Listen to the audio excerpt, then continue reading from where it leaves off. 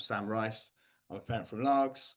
I'll talk a bit about my story, how I ended up getting involved in all of this, and I'll focus on the solutions and things we can do as parents and as community leaders and educators. So without any more blethering, I'll hand over quickly to a few words from Councillor Todd Fergusson. Thank you. Oh, we've got a slide. You won't need this then. No, I won't. Good evening, everyone. Thanks very much for coming along on a fairly cold evening. My involvement in this really is as an elected member, and just before the summer recess, I brought a motion to North Ayrshire Council where I asked for the council officers to review the mobile phone policies around the school estate. And I did this for two reasons particularly. Firstly, the current mobile phone policy in schools is determined by individual head teachers. So there's no uniformity across the school estate, and we wanted to bring that more into alignment. And the second reason really is that school has changed dramatically since I was a young person at school back in the 80s and 90s, and there's far more digital disruption in young people's lives that they have to navigate, and we know that this can lead to increased levels of anxiety and stress, bullying. Digital media is 24/7, 365 days a year, so there's no escaping from it. So what we need to do is make sure that our policies are reflecting that, and it raises some really important questions about, you know, are the policies that we've currently got sufficient to tackle the problem? Not only tackling the mobile phone use in schools, but outside, so that young people can navigate the digital world as well.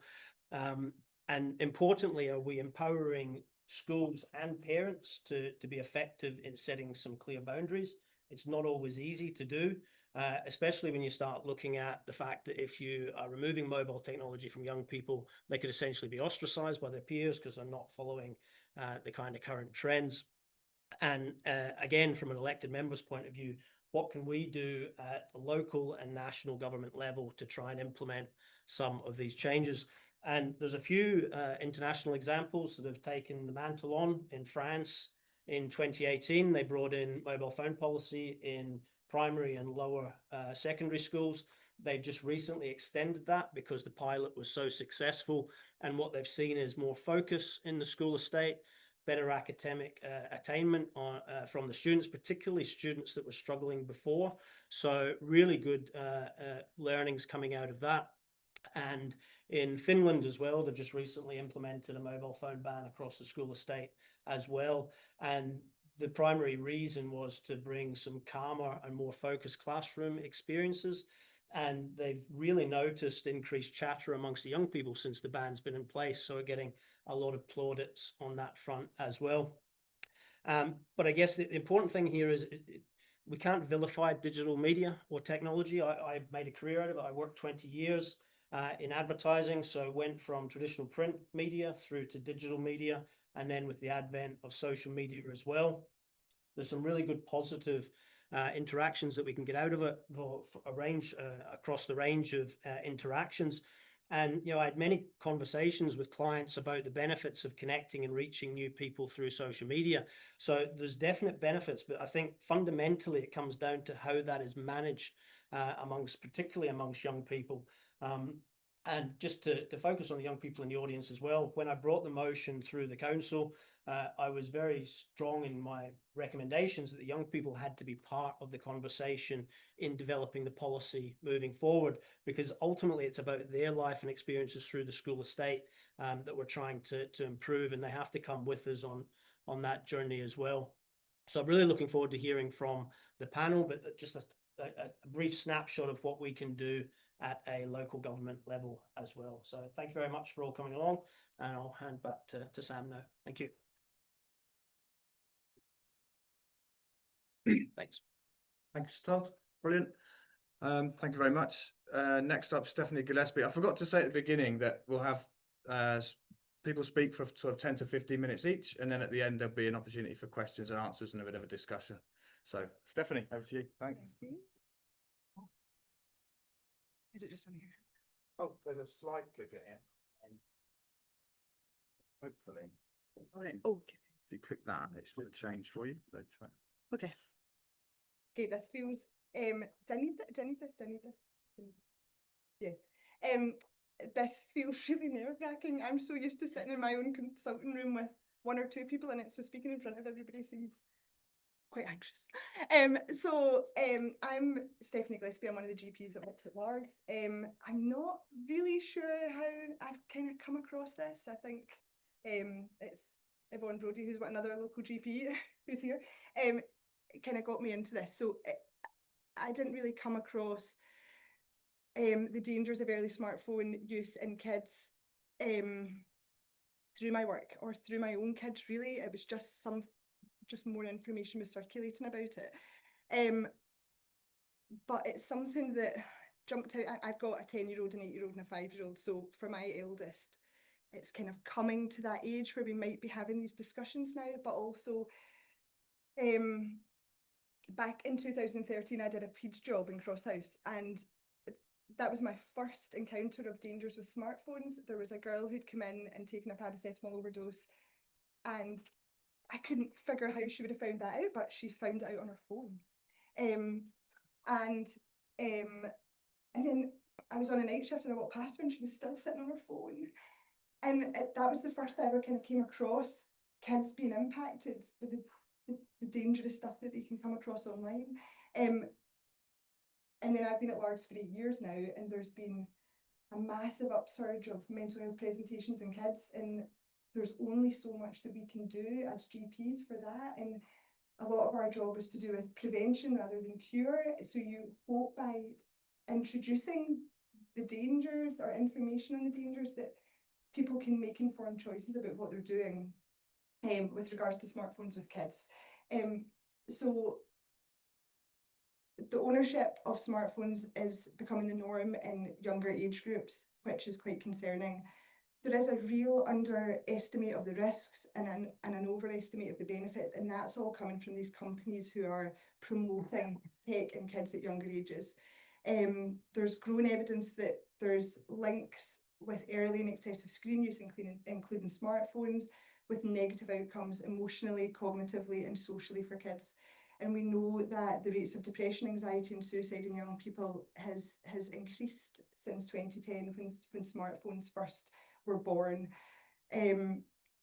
Data shows that the younger you get your smartphone, the worse your mental health is. And today there's no government level intervention, and I think that becomes really difficult for parents, for teachers, and for GPs, because you can't tell someone not to have a smartphone, you know. A lot of these slides are just information about the risks of smartphones and then how that impacts on mental health.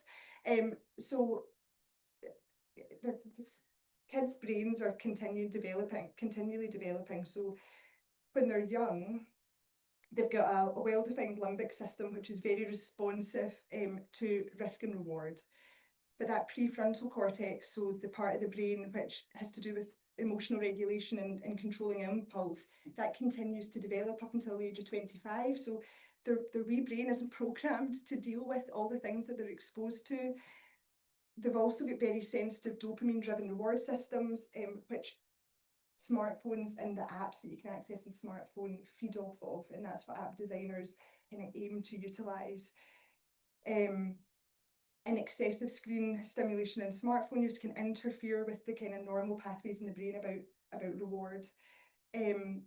And we know that smartphones take advantages of this, and we know that app designers use these pathways and consider these pathways when it comes to app design. Another part of it is the opportunity cost. When kids are sitting on smartphones, what are they missing out on otherwise? And that has a massive impact on their mental health.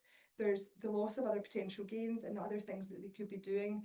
There are some kids' smartphone use is the equivalent of a full-time job, and that's including education and all the other things that they should be exposed to. And actually, when you start to consider the reward systems in their brain, it's a massive responsibility for them as well, or it feels like a massive responsibility to respond and to react, and because there's always these notifications. And research suggests that 1 in 4 children or young people have problematic smartphone use. There's also a huge impact on their kind of social growth.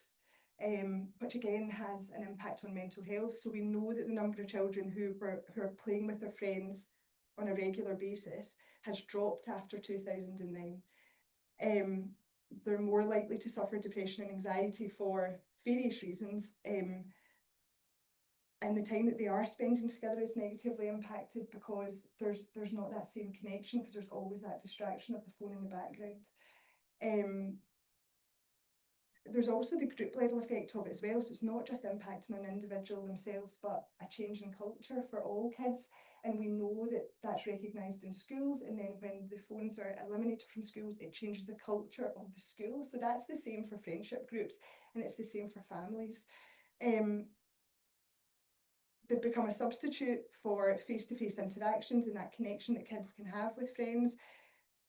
We know that kids are feeling more isolated. We know that the feeling of loneliness has doubled since 2012 in kids, and there's actually evidence to suggest now that kids they've kind of lost the ability to interpret facial cues because there's not that same interaction, face-to-face interaction anymore. Screens and smartphones have a massive impact on sleep, and we know even before the introduction of screens and smartphones that sleep had a massive impact on mental health. So, all of this just feeds into we know that the blue light from screens or smartphones suppresses melatonin production and delays sleep onset, and therefore interferes with their circadian rhythm, that normal rhythm that tells you when to sleep and to wake. We know that screen use before bed is strongly linked to poor sleep quality, and I think a lot of this is down to the 24/7 access to smartphones that means they can lie in their bed, or if they wake up during the night, they can check their phone, and it just completely breaks that natural cycle for sleep. We know that poor sleep is associated with poor concentration, poor focus. It can impact on learning, reaction times, decision making, poor motor skills, and therefore impacts on kind of increase in accidents as well. Kids are more irritable and anxious. There's increased anxiety and depression levels, aggression, lack of impulse control, and relationships suffer. And as I said, the ease of access to a smartphone is one of the key things here. You can go down rabbit holes and go down different tangents about screen time and all these other things. When it comes to smartphones and kids, it's that 24/7 access that they're never getting away from it. And there's quite a good advert advert for it, I suppose you would call it that, of a kid getting put to bed with the smartphone in his room and his dad saying good night. Has anybody seen that one? Yeah, and he's saying like, big pile of pornography, just ignore that. Or your school bullies, just ignore that. Do you know, it's all there, it's all in that smartphone, and they can't get away from it. Their attention's also impacted on as well. There's a never-ending stream of notifications and interruptions. With heavy smartphone use, there could be notifications up to a minute, one a minute. And I've got colleagues who say that their kids who are in a bedroom above them and their phone's on the floor, they just hear it buzz, buzz, buzz, buzz all night, to the point that their phone runs out of battery overnight because there's so many notifications it keeps it on. This distracts kids from kind of engaging in other real world activities, and that connection that these other activities bring. It impacts on their brain development because the repetitive use of a phone, it then interferes with the neuronal pathways, and if they're using them more, it essentially just carves it that bit deeper. And it's that reference to kind of TikTok brain, where they can't stay concentrated on one thing. It's continually moving from one thing to another, and their concentration won't hold for very long. And all of this can interfere with the skills that are essential for executive function and the things that you need to be able to do as an adult to kind of survive in society. Smartphones and the apps are all very cleverly designed to capture a kid's attention. They don't stand a chance. They're just too little. And the whole purpose of that app is to keep that kid on that app, and the more stimulating and the more engaging that app can be, the more kids they'll have and the better that app will do. And that's all got to do with the advertising and the other gains that app's got. Their primary concern is not the kids. And I think a big part of it is that there's no time for a kid to sit with their own thoughts anymore. Do you know, there's just constant distraction, and there's no importance of presence. They don't sit, and there's no reason to be bored. There's no reason to be kind of mindful anymore, because there's just something else that's there to engage you. There's also kind of an addiction aspect of it too, just because of the kind of hooked model that they've got. The notifications become triggers. The triggers, then there is then a reaction to the trigger, or an action to the trigger, which leads to kind of a pleasurable event. And that's when Facebook introduced likes, Twitter introduced retweeting of messages so that there's kind of gain there. There's perceived gain and kind of achievement, and there's not always that gain, so they will invest time into it, but they might not get the same likes, but that just fuels that drive for more and more and more. And it's those, when they're seeking out that, it's the dopamine levels that are continually going up and up and up until that reward is pursued, and it's that dopamine effect that's then sought out, and there is no signal for these kids to stop. None of these apps will say that's enough, and their brains can't say stop either, because they've not got that same prefrontal control. It is just a form of operant conditioning that we've been aware of for a very long time for lots of different things, and this model is particularly worrying because a lot of these apps on social media and on smartphones that they can access via smartphones, they invest a lot of themselves in it, and therefore when they're not getting that reward back, it feels very personal to them. And it's back to the same thing of the smartphones provide 24/7 access to that, which is really, really difficult. And we also know that if kids are taken away from it, and there was a recent survey that was sent round by North Ayrshire to explore it, that it can impact on their anxiety and their mood when they're taken away from the phone as well. So it's not like just take it away and they'll feel better. There can be that constant draw to it. There's also a real concern regarding the content that kids are exposed to as well with it, and there's access to social media and what it's got, but also unrestricted internet access potentially. And there's no way of keeping track of what kids are seeing. And you're also starting to hear stories of kids who don't have smartphones, who are then being held down in a phone held in their face so that they're forced to watch something that they don't want to see. Research suggests that over 25% of 11-year-olds have been exposed to some form of pornography as a result of a smartphone, which is often violent or non-consensual. And if there's no way of knowing that they've seen that, then there's no way of kind of evaluating that with them or going over that with them.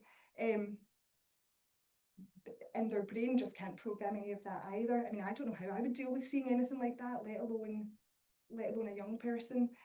There's also a massive amount of visual social comparison, which we know has a massive impact on girls more than boys, although I have seen numerous patients in the practice with kind of body dysmorphic features where all they're doing is comparing themselves to these real people that they're seeing on social media, and they're not real, but there's no disclaimers there, they don't know.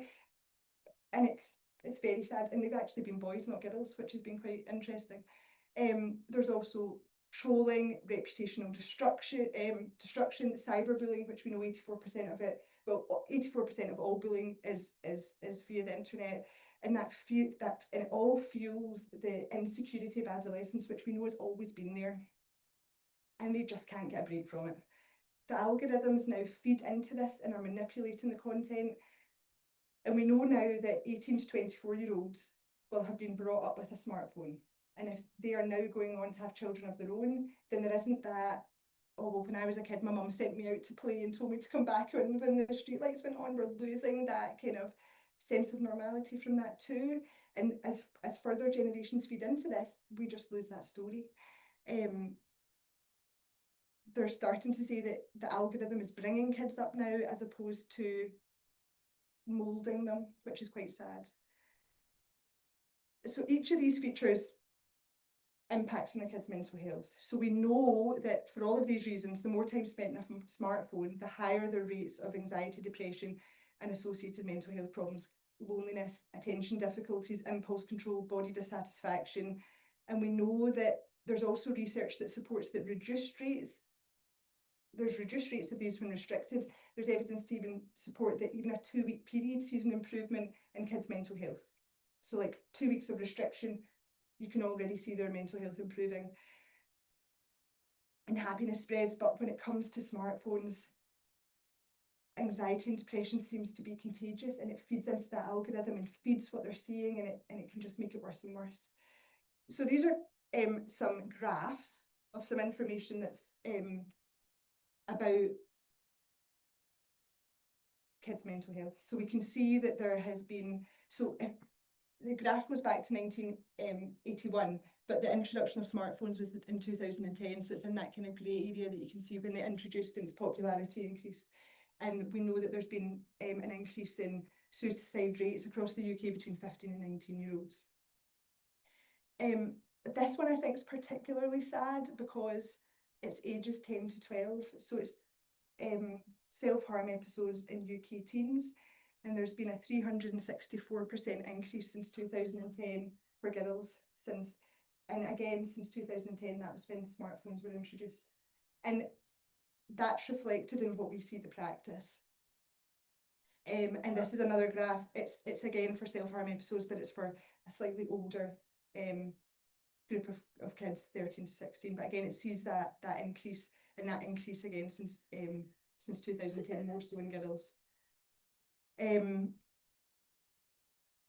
yeah, that wasn't very cheery at all. But we know the young brain is vulnerable to technology associated with smartphone use, and we know that the younger they are, the more vulnerable they are, and we know that if they are using it more, there is an increased risk.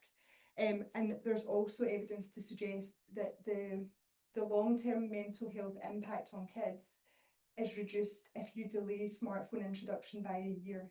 So by kind of stopping and thinking and reflecting on it and saying, right, well, maybe they're just too little just now, maybe we'll think about this again next year, can improve a kid's mental health long term.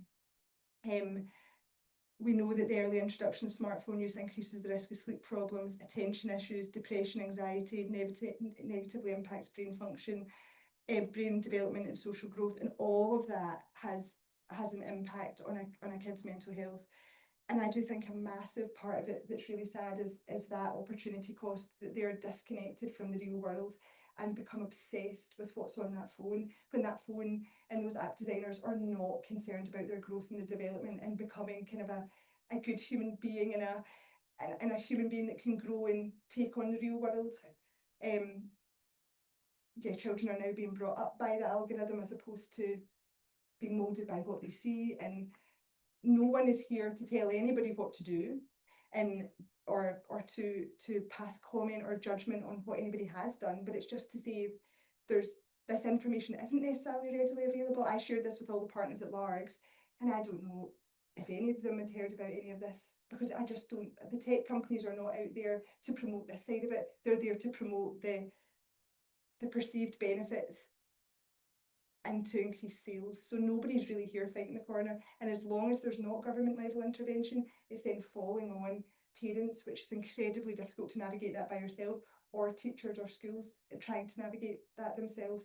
And as GPs in the practice, we find it really difficult because there's not a huge amount that you can do, and by the time they've come to you, so much time has passed at home or with the school that I'm not saying it's too late, but there are things that you could have done earlier. So that's it. Also, this book is very good.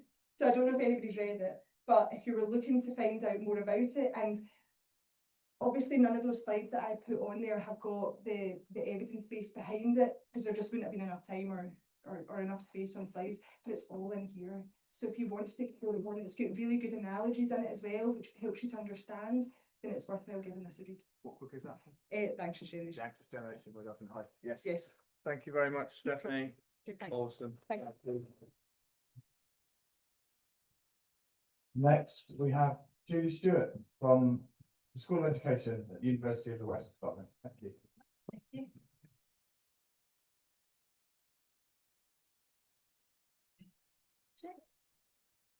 Hello everybody, nice to see you. So I'm going to talk about smartphone use from an educational perspective, I'll be thinking about what the impacts are of mobile phone usage in school. The overview really of what I'll be covering are these things that are on the screen at the minute, that there is, and we won't be surprised by this, a rising presence of smartphones in our learning spaces in schools and in university, which is where I work now in teacher education. There's really clear evidence on the cognitive, academic and social impacts of smartphone use, and I'll be taking you through some of that information tonight. I'll be stressing the importance of interpersonal interactions for well-being, that schools are social spaces, and what that social interaction in a school space looks like now is really quite different, and we're seeing a number of significant impacts on our young people. And I'll be covering some of the implications for our classrooms and school communities and why it is imperative that we get to grips with smartphone use and do something quite significant about it. I thought it might be quite interesting for you to hear teachers' perspective recorded in research, that teachers have quite a negative view of smartphone use because of the impacts they're seeing on their young people, whom they work really hard for every day, who they care about, who they look after, and they see that their young people are experiencing social, psychological and learning effects, and they're absolutely palpable in the classroom. Even when phones are used for educational purposes, focus is reduced. And what a nice piece of work that UNESCO carried out told us was that even if it's a very minor distraction, if they look at their phone very briefly, it can take up to 20 minutes for our young people to get back on task and to refocus. Now, if our lessons, as they are in secondary, are only 50 minutes long, and the distraction is, 20 minutes or more, think of how the learning in every period is shrinking and shrinking. Students are distracted by non-educational apps. So even when we're trying to use particular technologies and platforms in the classroom to promote learning, there's too much distraction in those devices that takes minds away. And because there is, of course, this big educational tech, this ed tech agenda in schools, that schools partly have this important role to play in terms of promoting skills that young people need to thrive in a technology-driven society. Teachers feel pretty sceptical about some of these platforms and about needing mobile phones in schools because of the range of negative effects that they see. So I'm going to give you a little bit of information around how the brain works, how learning works, so that we can understand the impact of mobile phone and smartphones in particular. We all have working memories that are these finite, fragile stores, and learning is, the definition of learning is when we're able to move something from that short, temporal, finite store into our long-term memory. And working memory is this system where we keep things for a very short duration of time. And teachers need to understand, how do we look after the working memory, and how do we help our young people to move the things that we're trying to teach them from that fragile store into their long-term memory. And that defines what learning is, when it's been laid down in schema and they've memorized that. And there are important things for us to understand of things that impact upon our working memory. Our working memory, as I said, is this limited space. It's the number of things that we can be conscious of at any one time. So if we think about, for example, if we're going into the supermarket and we think, I need 6 things, how often would we come out thinking, oh, I've forgotten something? We do it all the time because our working memory, research tells us, has around 4 spaces. That's generally on average. Some people have a pretty good working memory and might have between 4 and 7, even up to 7 spaces in that working memory. I used to have a pretty good working memory. I used to be able to hold lots of different things in my mind. Now in my 40s, my working memory is a bit more challenged at the minute. I find it hard to find the pen to write down all the things that I know I'll forget. But one's had a good working memory, and so I did pretty well at school, because the stronger working memory that our young people have, the better the academic outcomes. So we know as teachers, as educators, we need to look after that working memory, know how it works, and know how things move from that fragile store into our long-term memory. But there are challenges, because our working memory is vulnerable to overload. We see that in our own lives as adults and as young people every day, because there are things that are in our mind that then fall out of that temporary fragile store.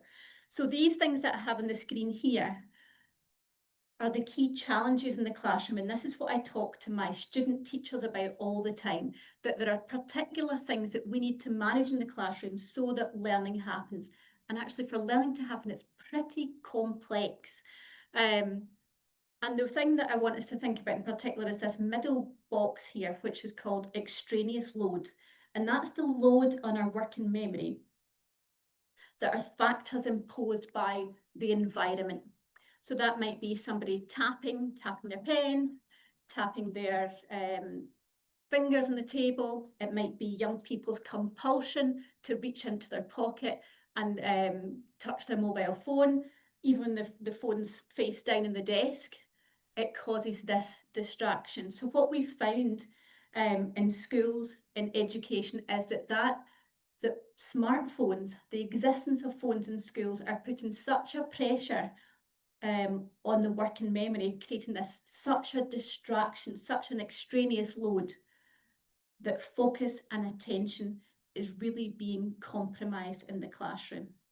And I'm sure there are a few young people in the room right now. I wonder how many times a day teachers say, put phones away, don't touch your phone, you know, and how many times that there is that sense of, you see somebody on a mobile phone. I go around it's normally 20-year-olds I teach now, and they're constantly on their mobile phone. They're a generation who's grown up through a digital age, and they are a really good measure of addiction in action, that these are young professionals who want to go out into education and they can't leave their phones alone. So what I want to stress is that smartphones are consuming the limited capacity that we have in our cognitive resources. So moving things from that short-term memory into our long-term memory, i.e. learning stuff, is becoming increasingly challenging in the classroom.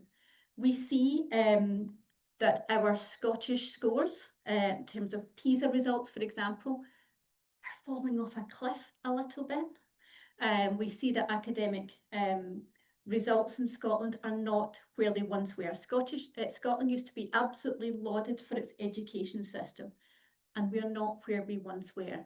And there are many reasons, but I can certainly say that we have fallen way behind countries who have gotten on top of the smartphone issue. There are higher cognitive costs, so it's harder for learning to happen for individuals who are more reliant on their devices. And what we're seeing is reduced focus, issues with memory, and difficulty with problem solving. So there are key implications for the classroom. We know that phones disrupt focus. I've explained this impact that mobile phones can have on memory by creating this distracting load and making it difficult for things to move to the long-term memory. The thing that I find most challenging and upsetting to see in our classrooms is the impact on social engagement. I was a teacher for nearly 20 years. I was head of English for 10 of those years. And for the majority, or a good portion of my career, I found I absolutely love my job. Energies were these buzzing, industrious, happy places, and I genuinely, experienced a huge amount of joy in the English classroom. Now, when I go into classrooms, and I'm in classrooms all over the country very regularly, there's a much more subdued atmosphere. There's a deterioration of energy, of motivation. There's weakened attention spans, and so classrooms feel really different to the way that they once did. And that's not to say that that's every period, every class, every primary or secondary classroom every day of the week, but it's certainly becoming more normal that that's what classrooms look like. Teachers navigate reduced eye contact and interaction with students. My students are currently out in schools at the minute, and we just had a meeting this week, and I was asking them what are the key issues, what are you needing support with, and it was divided fairly well down the middle. Some students said, I just can't get any young people to speak at all. Classrooms have become quieter. And in other schools, other contexts, behaviour has become more disruptive, and they were asking for tips to get on top of that. And I'll talk to you a little bit about why that is in a moment.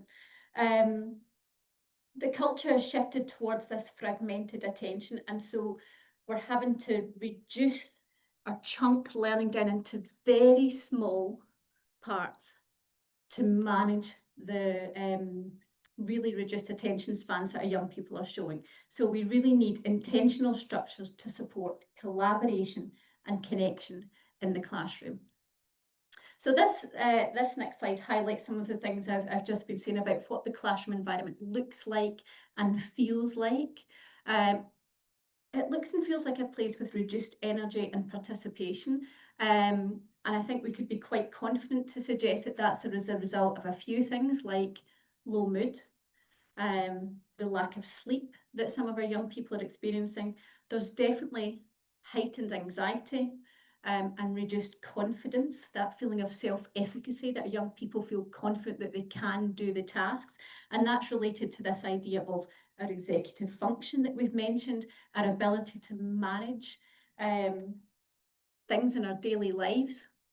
We've probably heard quite a lot of people talking about, oh, young people aren't resilient anymore. And we need to get to the bottom of what do we mean by that? Young people are brilliant. I love working with young people. And they're great people to interact with on a daily basis, but we need to support them because there are many things that are happening in their lives that mean that they feel less happy, they feel less confident. They aren't quite resilient enough always to see difficult tasks through.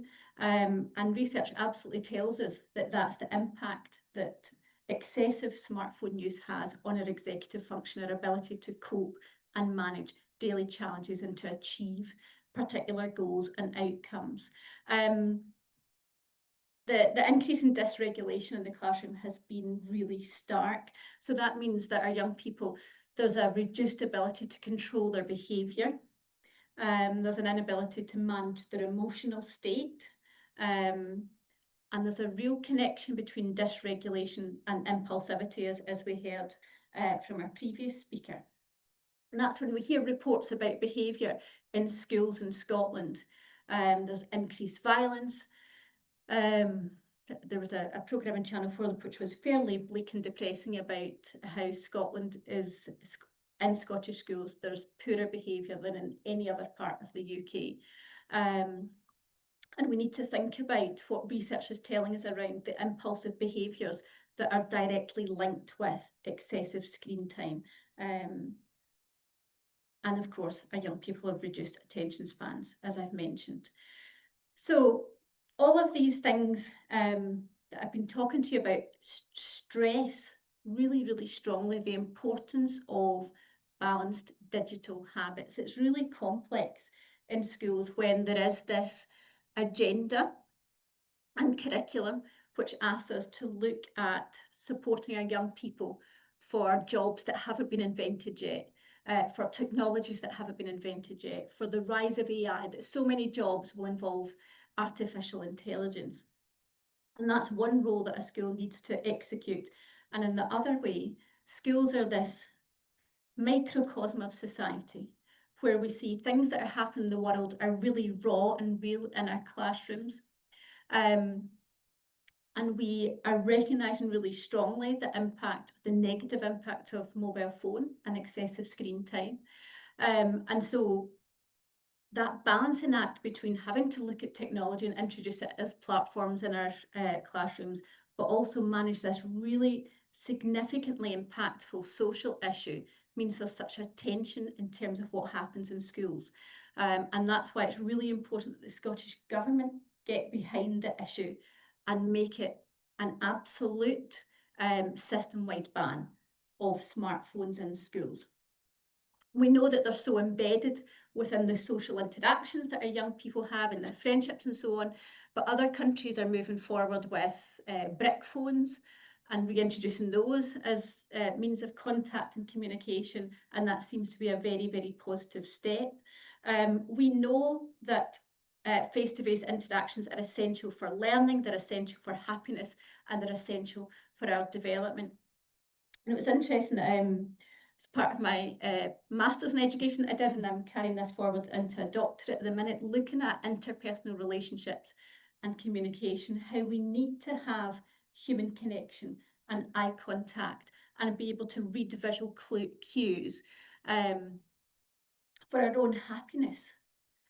And our young people find it very difficult, or many young people find it very difficult to sustain eye contact and to communicate verbally and non-verbally. And often when I walk around schools at break and at lunchtime, I see young people sitting with their friends on phones. And that's not all the time. And the young people in here will know that, of course, you do talk to your friends, and of course you do, you know, you have fun, you have a laugh. That it's not, you know, absolute doom and gloom, but this use of smartphones in schools is absolutely pervasive, and it is having an impact on young people's ability to interact in that interpersonal way. Smartphones reduce social presence and relational depth. And so teachers are finding it more difficult at times to build relationships with young people in classes, and that effort is becoming greater because of the impact of phones. Students, research tells us, report weaker peer connections with increased device use. When we know that strong interpersonal relationships, we've known this for a very long time, that constructivist approaches, that social interaction is key to learning, then we need our schools to be social spaces. And to be social spaces, we need to remove that extraneous load, that distraction of the smartphone. Yeah, I thought it was really interesting. I think this definitely worries me. As an English teacher, I was always interested in which words are added to the dictionary on a yearly basis. And what do they tell us about society? So I went away and I had a wee look at words that were added to the dictionary when I was in school in the 80s and 90s. I found lots of interesting things. So when I was a teenager, when I was about 14, 15, girl power was added. So that was the kind of era of the Spice Girls. So, you know, positive reflection of society. There were also really concerning things, and it's every generation, every era of teenagers, there's something that the older generation worry about and think it's, you know, this is it. This is the, you know, kind of doomsdaying. But so heroin chic was also added in the 90s, that kind of really rise of Kate Moss, a really skinny supermodel. So there were lots of negative things, but these words that are added describe something that's happening in society. And the words that have been added this year are doom scrolling and brain rot. And I don't think there's anything positive we can take about what these words reflect societally. And the one that I think I'm most worried about is parasocial. That was Cambridge Dictionary's word of the year. I don't know if you've come across it, if you've read any newspaper articles about this word parasocial. There's a really interesting video by a professor in psychology at the University of Cambridge talking about this word parasocial. And it's this word that is about a relationship or a connection with one person between themselves and maybe a famous person they don't know, an influencer, or an AI bot. Just wrap up in 2 minutes. Of course, absolutely. And it's this one-sided relationship, and I think it's something that we need to think very carefully about in terms of what parasocial reflects in terms of our young people, that they're creating more of a connection online with AI bots or with influencers rather than real life, authentic relationships. And so UNESCO tells us that we need to have a human-centered vision in education. And we see other countries have worked really hard and reversed their ed tech approaches, like Sweden, for example, to return to more traditional methods because they saw the results, the academic results of their young people falling, and they pride themselves on academic achievement, and Australia has done similar things. So what I wanted to stress in terms of education this evening was that smartphones influence cognition, our memory, and they have a significant impact on learning environments. Research consistently tells us that there are really strong and negative cognitive costs, and that interpersonal relationships remain vital for development and well-being. And unfortunately, smartphones and their presence in our schools are getting in the way of these things happening. Thanks very much for your time.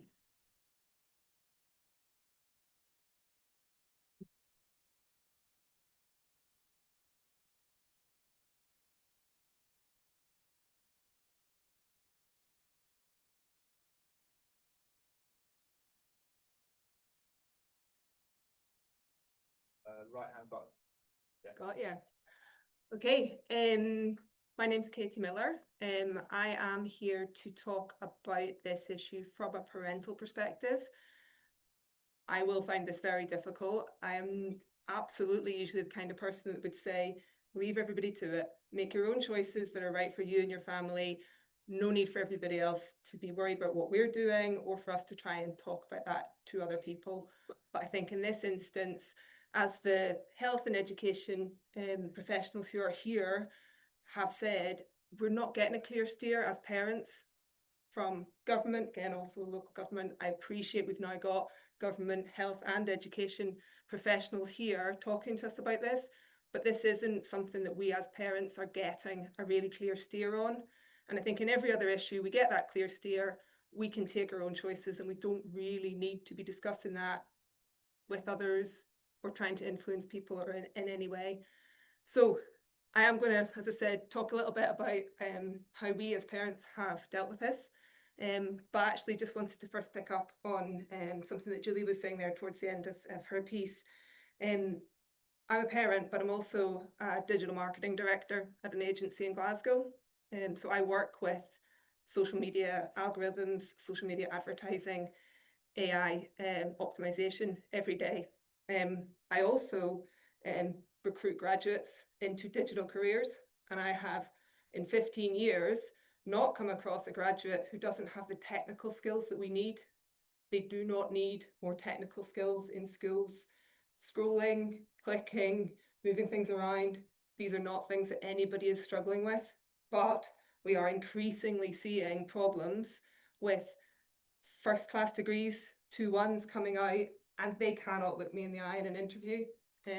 They struggle with critical thinking, they struggle with problem solving, and actually when it comes to the proper technical skills that matter around data analysis and these kind of things, we are definitely seeing a decline in that. And obviously that's, you know, reflecting what we're seeing in education. So I just want to touch on that. Obviously, if anybody's got any questions related to that when we come to the kind of panel piece, I'll be happy to have a bit of a chat about that as well. But yeah, I'm here to try and give a little bit of a view of what it feels like to be a parent in this day and age. It's a really difficult topic for us all to try and navigate. I have 3 children. They're aged 8, 10 and 12, and they're all here in Largs. So as I said, generally speaking, you know, these are our choices and our reasons for what we're doing. Our house is full of screens. We get loads of them from work. As soon as a laptop isn't fast enough for one of our developers, it becomes available, okay? So I'm certainly not saying that we don't have screens or we're cracking down on them or we're in any way, you know, a screen-free household. However, I think we are, relative to most people, pretty tight on how we use those screens within our household. So we have filters, we have timers, and we have parental passcodes on our router, on our individual devices, and on the browsers. We are able to control the individual times and filters on any device that's in our house. So I can continue working on my laptop while my husband controls the Wi-Fi to the TV in the living room. And these things are available. It's called the Cllr app. Happy again to talk about the things that we're using to try and minimize the impact of excessive screen time in our household. As I said, each device and app that we have in our house, we do try to assess on their own merits. And again, we are absolutely not saying we are getting this right to any, stretch of the imagination, but we are really trying to and assess for each device or each app within any device, what does it add and what might it take away from our family life and from our children's happiness. As things stand, as I said, we don't have any, our children don't have any access to social messaging. So I know there's kind of a overarching social media. I think people generally accept, Instagram, Facebook, TikTok are social media. Social messaging, including Snapchat and maybe WhatsApp, are things that people perhaps don't think there's as much of an issue with. We are really not keen on those in our house either, and I'll have a little bit of a chat about why. Again, I think just generally kind of giving you the sense of where we're coming from with this. We find basic mobile phones are doing the job for us at the moment. Our 10-year-old and our 12-year-old are obviously wanting a little bit more independence. They're out and about with their friends, they're at the skate park, they're at the swimming pool, they're doing these things under their own steam. And the basic mobile phones that they have are providing that link that we want, and that we hear most parents saying that's the reason they need a phone. They need a phone because they're going to walk to school. They need a phone because they're going to be out and about with their friends. And if they need help, or I need to contact them to let them know about a change of plans, etc., I need them to have that phone. But we are finding that the basic mobile phone, they can call us, we can call them, they can text. It's doing the job that we need it to do without adding lots of risks that we don't want to navigate just yet. Again, I'm not going to go into loads of detail on the stats around online grooming, eating disorders, levels of suicide, mental health crisis, misogyny, which is something that probably hasn't come up much yet, or the risk of serious sexual abuse via grooming on a mobile phone, because I'm here really to talk about this from a parental perspective. We've also got other speakers who know much more about these things than I do. However, it's easy to think we see these things in the media, but are they really happening here in Largs? Are they really affecting our kids? Or is this something, that's just a bit more unusual? It's probably not happening here. It's probably all right. All of these issues are things that we've personally came across, despite our children not having smartphones, during the ages of 7 to 10 here in Largs. And I guess one of the ones that really kind of set the alarms for me and started me looking into this in a bit more detail was a conversation between a group of 9 and 10-year-old boys who knew I was listening, and talking about a foot pic that one of the girls in their year in P6 had sent to one of the boys in P6. And the boys themselves were saying, "What's a foot pic?" And the explanation coming from the boy who had received this on his phone was that one of the girls in his year had taken a picture of her foot, sent it via Snapchat to another 9 or 10-year-old boy because he's into feet. Okay, so this is obviously worries on so many different levels. 9 and 10-year-olds thinking, from a girl's perspective, objectifying yourself and sharing those images. Obviously, that was originally sent on Snapchat. It was screenshotted and sent on. So the boy who had received it was not the boy it was originally sent to. But also, where is that coming from? That isn't coming from any 9 or 10-year-old boy, unless there are, adults in these Snapchat groups that they're in these WhatsApp groups that they're in, planting these ideas. Is that where that comes from? There was so many elements of that I just thought, I'm really very uncomfortable with that idea. And like I say, that's partly what led me to start looking into this a little bit more as our kids were getting towards that kind of top end of secondary or primary school. And you're thinking, this is inevitable, isn't it? You've got to get them one as they go into secondary school. You've got to let them have access to these things. But the number of different issues that we came across just in that couple of years, where we were starting to think, well, obviously when he goes to secondary school, we'll let him have one. It really did cause pause for thought, and again, a lot more research and connecting with some more people who knew more about this than I do. Like I say, the issues, children getting really upset about receiving chain death threats, messages on WhatsApp, it's saying, you know, if you don't send this on, you will die at 3 a.m. These kind of things. These are not things that 9-year-olds can rationalize and understand. And I think this is one of the big things as well for me, the experience that children have on these platforms, even if they are platforms that we ourselves use. And again, most of us probably aren't actively using Snapchat in the same way the kids might be, but a lot of us probably are using WhatsApp. However, we're interacting with other adults who would not forward those kind of things. They would immediately delete them. So those things are not rife in our groups as adults, but they very much are with young kids. And again, you know, even just recently, so many of my 12-year-old friends have seen the graphic and live shooting of Charlie Kirk. And that's just something that once you've seen it, you can't unsee. And they didn't necessarily want to see it, but these things are happening where people are being added to groups, something shocking is being sent around as part of a classroom group even, just so that you can watch the reaction of everybody who sees it. And so these are the sorts of experiences that we maybe as parents just don't expect, because we use these platforms differently and the people that we interact with on these platforms use them differently. And moving on from that, obviously as part of my job, I work with the algorithms in social media advertising and looking at how we can target the individuals that my clients would like to put their products in front of and to get that interaction.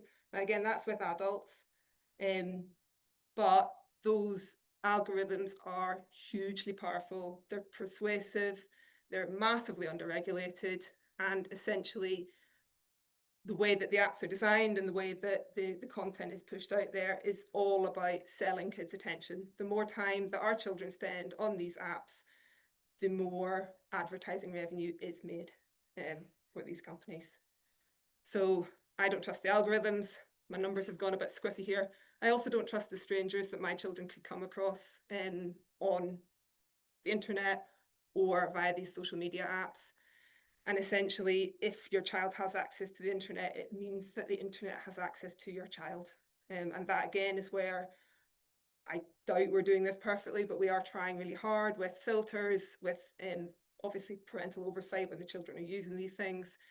And ultimately the problem, as I said, that I see with smartphones is that it is so difficult to do that. And it is very, very difficult to know if your child is interacting with strangers on these devices. But actually, ultimately, the main thing that I don't trust at the moment, and the reason our children do not have access to social messaging or to social media, is because I don't trust our own kids and their friends. And that's not because they're bad kids, it's because they're 8, 10, and 12. As we heard from Steph and from Julie, they have immature executive function and impulse control. So they aren't capable of resisting the urge to click on that video, even though it looked like somebody might get shot. They are not capable of resisting the urge to then forward that on in the way that we as adults would do, that would protect us and protect our friends from seeing those same things. They're also not capable at those young ages of identifying undue influence by the algorithms or by strangers. So it's much more difficult and much more likely that they will be duped by somebody pretending to be 12 than we might be. Not saying that we'd be infallible to that, but obviously with their children minds, and that Steph went into quite a bit of detail on, the kids just aren't capable of differentiating in what they're seeing. The algorithms really are quite scary these days. I had an instance recently, again, just to give you a sense of the level of tracking that is occurring. I had my Facebook app running on my phone. WhatsApp is encrypted end to end, but because my Facebook app was running, I received a one-to-one WhatsApp message from a friend saying, "Can you recommend an acupuncturist, because I remember you using one a while back?" And I messaged back to say, "I'm really sorry. The lady I used wasn't local, she was up in Glasgow, but actually she's not working anymore anyway." I did not use the lady's name, and that was the extent of the conversation. I then went on to Facebook later, and she was the first person being recommended to me as a connection. She is saved in my phone with her name, which matches her Facebook profile, brackets acupuncturist, but that is the extent of it. So I mean, it would be a pretty big coincidence if that is not an instance of my WhatsApp being tracked by the Facebook app that was also running on my phone. This is the stuff that I work in the industry. I am an adult. I can see through that, but that's the level of reinforcement that is happening. So again, if you think about something a lot more worrying than an acupuncturist recommendation, if somebody's been having a chat with their friend via WhatsApp to say, I'm really feeling down, I think I look dead fat in that dress you lent me, whatever it is, those things can then be ultimately reinforced by the content that's being pushed at them on social media. And that's terrifying. You know, it could even be a message with you.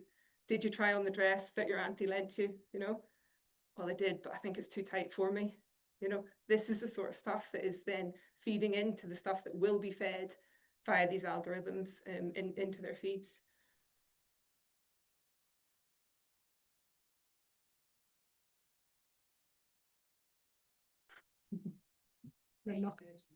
They did, yeah. That's it. Get rid of her. No more slides for her.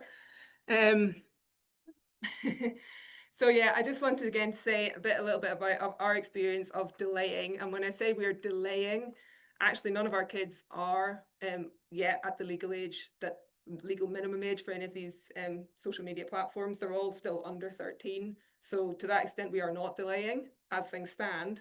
However, we are definitely, versus our children's peers, delaying their access to smartphones and to social media.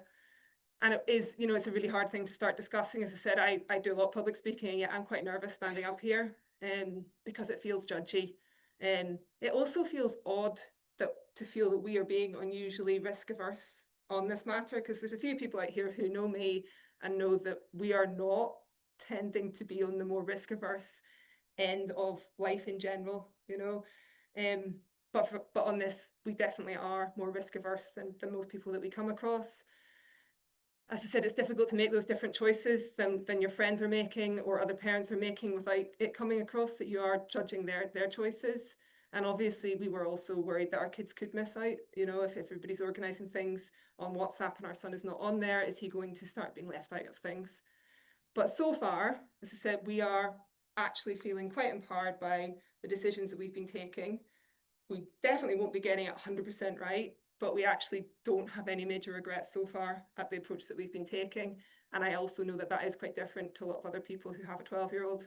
So hence why I thought it is, you know, it's worth standing up here and trying to share a little bit about our thinking around these things.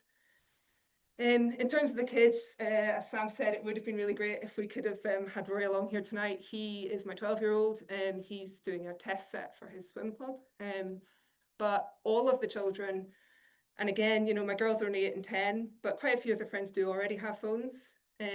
All of the kids are happy, they're sociable, they're active, they sleep well, they read for pleasure, they play, they create. They do also watch quite a bit of telly. My son has a Switch. Again, it's got, you know, controls on it in terms of timing and so on, but they're definitely not screen deprived, as it were. Very content with basic phones. My 10-year-old actually doesn't have one yet, but she's about to get one, because she is out and about more often, and my 8-year-old definitely doesn't have one, but will at the same point when she's starting to go out a bit more, we'll have a basic mobile phone. And actually all of them are totally on board with our controls and the criteria for changing those controls. So it's a really open conversation. At some point, we probably will let them have WhatsApp, because it's probably the least of the evils as far as I see these platforms. But that'll be when we really start to think he's more capable of controlling what he might be sent, and his interactions in those groups, as to how he would be able to interact with that. And we believe that he will be getting more value from that in a positive fashion than he would be getting stress in terms of what he's being sent or the interactions that are occurring in those groups. And his view, as I said, he's perfectly happy with his basic phone. He likes being able to text message and to call. He does think WhatsApp might be useful at some point, but he's also really quite glad that he hasn't had the stress of some of the things that have been shared, particularly during the kind of later primary school years, and the level of fallout that he's seen among some of his peers in school around the things that have been shared. And he's really not interested in being sucked into Snapchat or TikTok brain rot, which demonstrates he's right on there in terms of his terminology. I thought I'd just stick this one in here. It sums up how I do feel. I think we have overprotected our children in the real world, and I think we are collectively underprotecting them online. I then thought I'd go a little bit kind of off-piste and try and start to have a little bit that, take a step back from this. We're living today, we're having to make the decisions today around what access do we give our children and when. But let's, kind of look back at this as what might the history books say about this period? I keep moving there. What might the history books say about this period in society? Or there won't be any history books, but the AI overviews or whatever they become. So at the moment we have a real culture that, it's just life. A lot of people are saying they'll be exposed at some stage anyway. If you withhold smartphones or social media, they'll sneak the access, they'll see it via their friends' devices. And as a result, and this includes, educational professionals, it's inevitable. Therefore, we just focus on educating them about how to keep themselves safe online. However, that's not the approach that we take with lots of other things that we know are risky to health and require adult level decision making to do in a slightly safer way. So we don't provide our 9-year-olds or even our 15-year-olds with unlimited access to cigarettes, alcohol, or porn as part of educating them on how to consume those safely. And yet our cultural norm around smartphones and social media is that we provide access whilst trying to, educate the kids about how to use these things safely. And I do think that it probably is largely to do with tech company lobbying power and ad budgets in terms of the reasons around that. Again, this one, I stuck this in here as a bit of a talking point. This is the one issue that I feel there's so much variety at the moment in society. So there's lots of stuff that we as a society have voted on laws for and agreed upon that there should be a minimum age for these things. So children travel in a high back booster seat until they are somewhere between the age of 6 and 8 years old, depending on their height and their weight. And that's a pretty much universal thing that parents agree on, that society's agreed on. It's very unusual that you find people who don't use a car seat for their 3-year-old.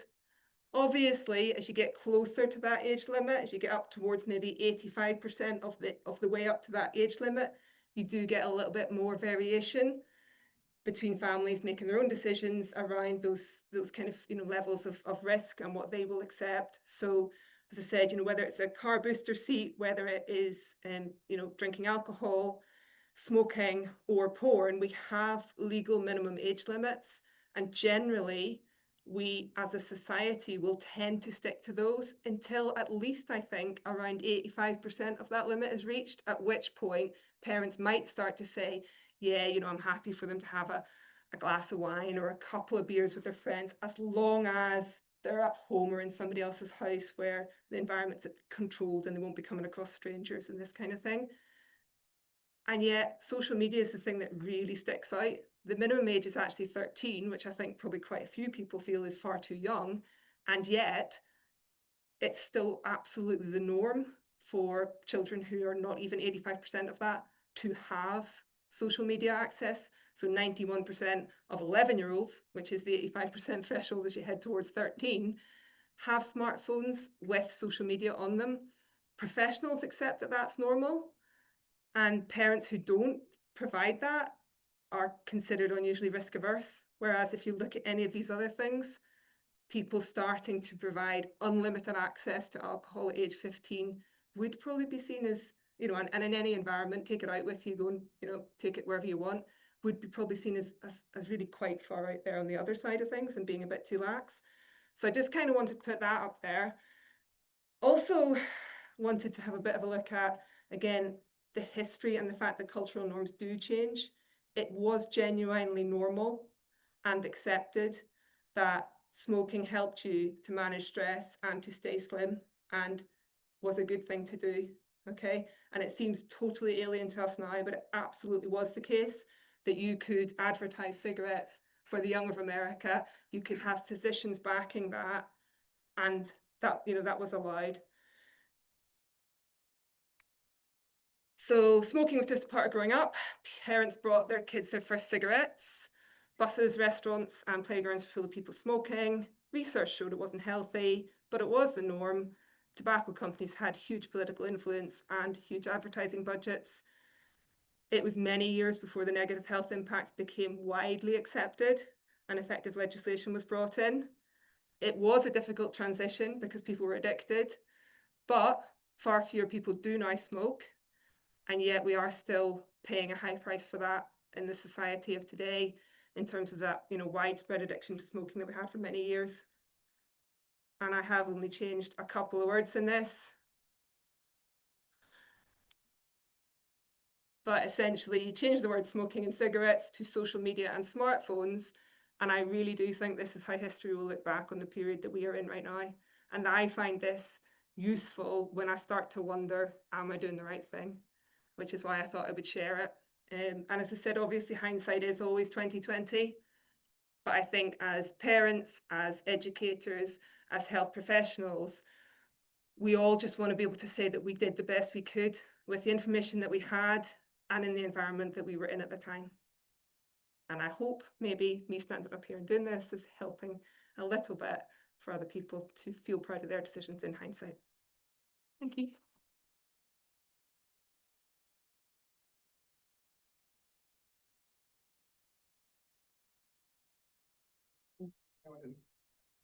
Thank you. Could you take this one away? Sorry. Right hand side up. Okay, cool. That's great. Hello, everybody. It's really great to see you. Thank you so much for coming here and taking the time to think about this with us tonight. I really appreciate it. My name's Ruth Mellor. I'm here and I have some caveats before I begin. So firstly, I do happen to work in the NHS, but I'm here as a private individual, not on behalf of my employer. I also have second caveat. I'm here as a school coordinator. I lead the Smartphone Free Childhood campaign at my kids' primary school, St John the Baptist Primary School. But I don't officially represent the whole of the national organisation. So that's my two caveats out the way. My Smartphone Free Childhood group is a subgroup of our parent council, and that's how I've come in. What I'm going to talk to you today about is why did I want to do something about this, which will reflect, we have some similar reflections. What we've done locally for our school, how that's been helpful, and then because I know there's some education colleagues here, I have a wonderful colleague, Miss Parker, who's in our senior management team, and she's the person who's been assigned to our working group, and so I've got some of her reflections as well for you guys. So these are Sam's slides, so you can ignore the slides. I have just got my notes here on paper. Why did I decide I needed to do something? Well, there were two reasons. You might be able to resonate with these. Firstly, I realised I don't really like the way I was using my phone. It wasn't terrible or anything, but I'd have my phone in my pocket all the time. I'd have it on the table, it'd be in my bag, it would be with me all the time. And I've got wee kids, and it'd buzz, it'd message. I'd muted as many things as I could, but nonetheless, there was these distractions coming in, and my kids would be like, "Oh, do you need to deal with that, mummy?" And I'd be playing with them, or I'd be having a meal, and I'd be like, "No, I don't need to deal with that," but we're all distracted by this scenario. So if I didn't like the way I was dealing with my phone, then what could I expect of them and to mirror my behaviour going forwards? So we actually now have a little phone box in our house, whereas the charging station. So I've kind of feel like the phone's got less control over me than I have over it, which is quite nice. So there was firstly that realisation that I didn't really like my relationship with the phone. The second thing was I was at somewhere you might have all been. I was at a soft play birthday party. And that was, as ever, I was wishing that I was eating the chips that the children were eating and hoping for no head injuries. But I was having this chat with another parent, and they were talking about how an older child was probably going to get a phone for Christmas because, everyone in that primary class was going to get a phone for Christmas. And they didn't really want to get a phone for Christmas for that child, but they felt they didn't want that child to miss out, that sort of difficult dilemma of missing out versus keeping them away from the things you want to keep them away from. But there was also this sort of apathy that they had no choice in that scenario, even though it was their child and their decision, that there wasn't really a choice. And it was actually at quite a young age they were talking about. And I'd assumed that I wouldn't have to think about this for years. But I was like, right, well, actually, clearly this decision is coming down the line sooner than I thought. So, but all of us here, I suspect, are time poor, juggling people. And I was like, well, I know I need to do something about this. I would like to do something about this, but I only have a limited amount of time. What can I do? And then I happened to see this news article around the Smartphone Free Childhood campaign. And I Googled them, as you do, whenever you want to know something.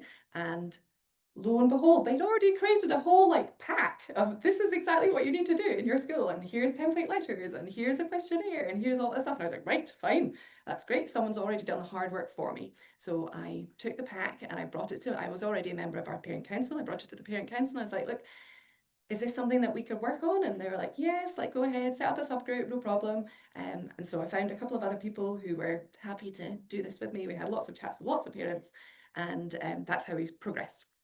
So first thing we did was we went into our pack of already made stuff and just edited their questionnaire, because we were like, well, actually, what do parents and carers think? Is it just me and the people I've happened to chat to who've got similar views, or is this a more widespread perspective?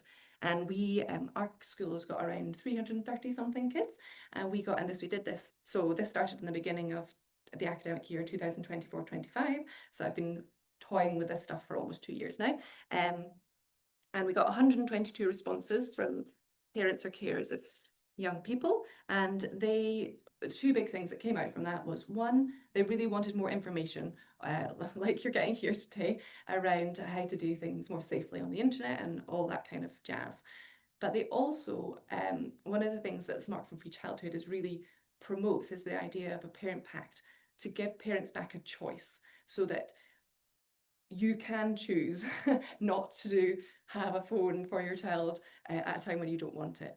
That you're dealing with this social pressure, because the social pressure is removed when people say, actually, I'm not going to give my child a phone. And if you can get several people in your class being like, actually, we're all not going to give our child a phone, then suddenly little Jimmy being like, Mom, I want a phone. Everyone's got a phone. You can be like, well, I think you'll find there's this person, this person, this person, this person, this person, this person, this person, this person are already saying they're not giving their child a phone. And it just takes that pressure away. So it's giving parents back the choice to choose. So there was lots of, we overwhelmingly heard people are really happy about the idea of a pact and being able to get that choice back.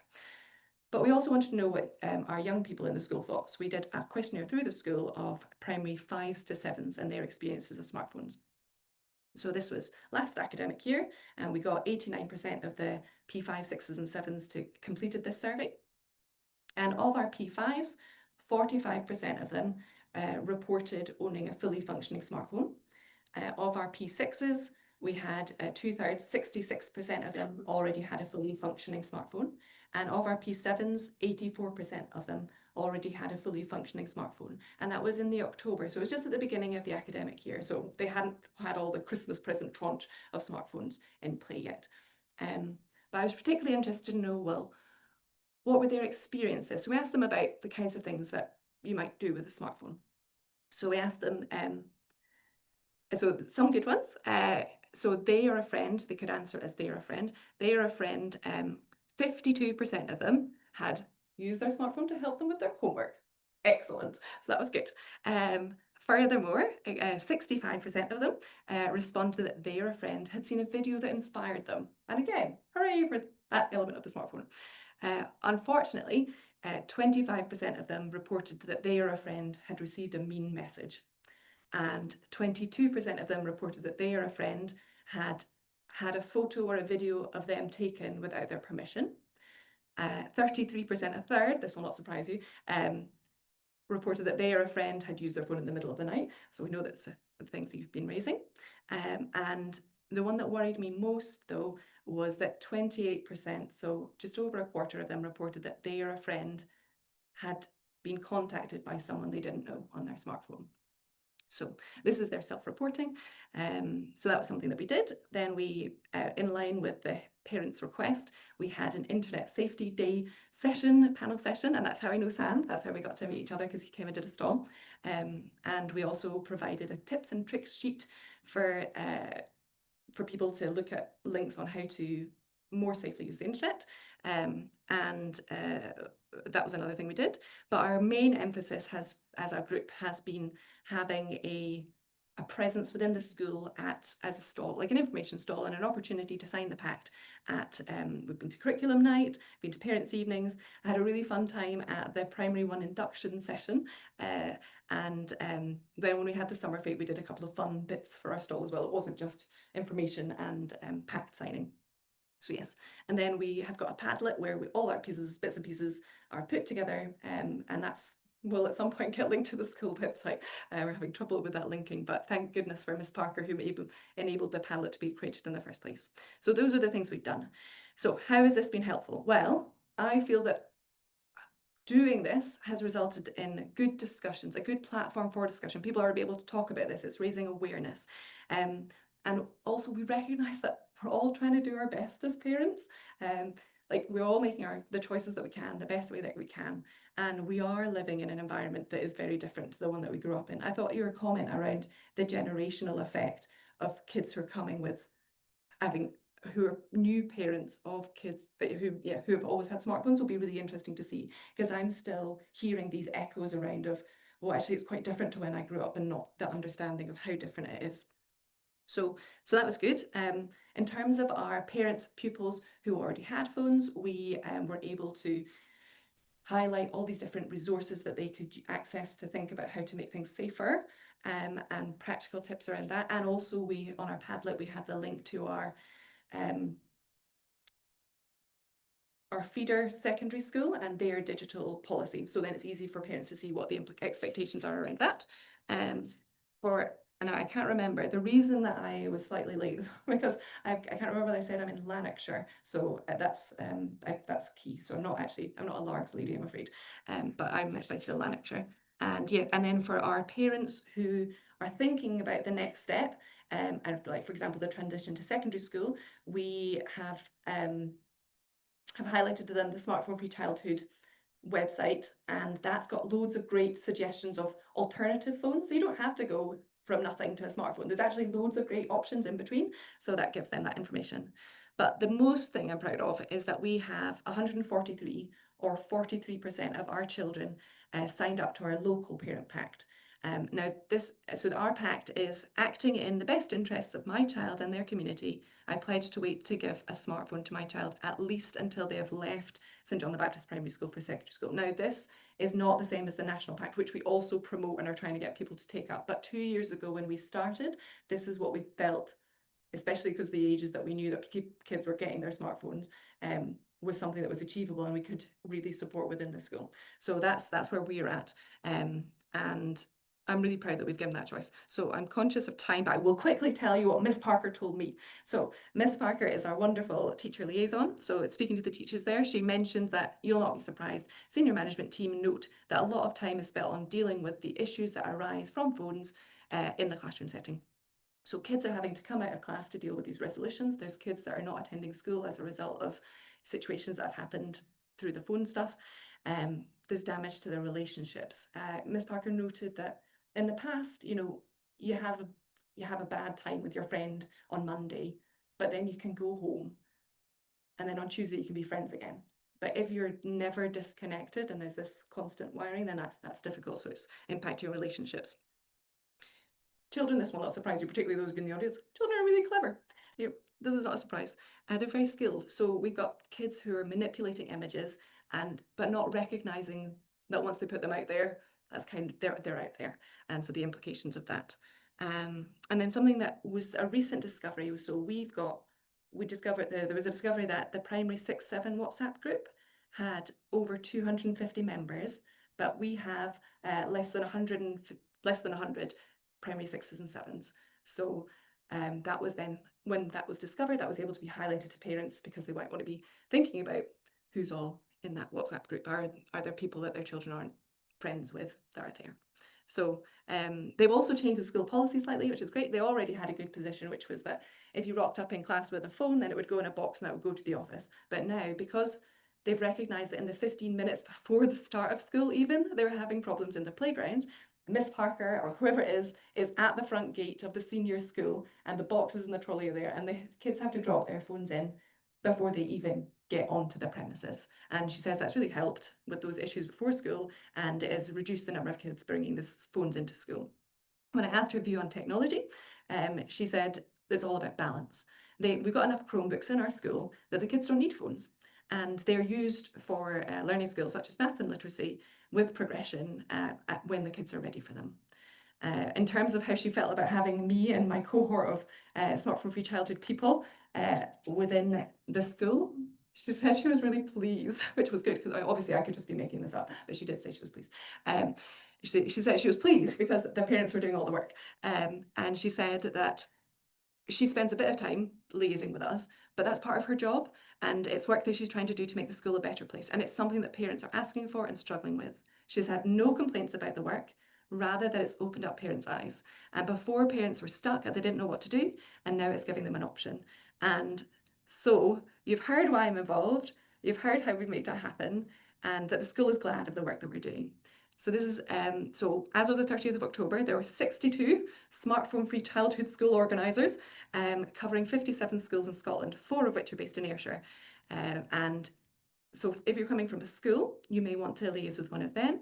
Otherwise, a Smartphone Free Childhood also have a teacher's resource page that you can access.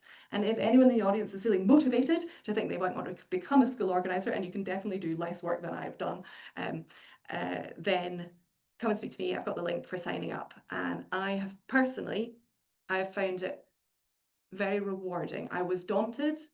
It was a bit scary, but I'm really glad I've done it. I feel like I'm making a difference, and I'm not just for my kids, but I'm hoping that we're able to make a difference for their peers too. So I would definitely encourage you to consider it. Thanks.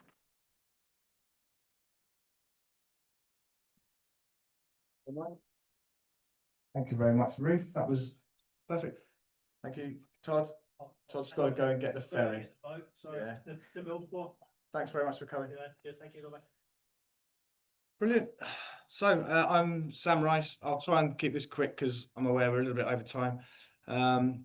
So I wanted to start with this because this caught my eye the other day. It's sitting in our kitchen. It's a thing my son made. It just says, "I love my dad." And it just reminded me that the reason I'm putting myself through all this stress and trouble is because my kids love me and I love them and I owe it to them. And I'll tell you my story of how I came to this. I'll just skip straight onto that. I worried a little bit about how I was going to raise my kids in a world with Alexa and smartphones everywhere ever since our oldest was a baby. But it was 3 years ago when he was 8 in primary school, and he asked for a smartphone and said all of his friends had one. And I was a bit taken aback. And the thing that really struck me was that I suddenly found myself in this crazy dilemma, which Ruth has already mentioned. Like, I just couldn't believe it. I didn't want him to be left out, the only kid without a smartphone. That really bothered me, that thought. But at the same time, I knew I didn't want him to have one. I just knew he wasn't ready. I was worried it'd be addictive and all the other stuff that we've touched on. So there just seemed like no sensible choice here. And so what did I do? I looked online to try and find, there must be other parents facing this crazy dilemma, this trap. But I couldn't find anything. I couldn't find any evidence of any other parents in 2022 facing this terrible decision. So I not in the UK anyway, no, I better say. I found information about internet safety, about regulation, but nothing about how do you not give your kid a smartphone when all the other parents are doing it.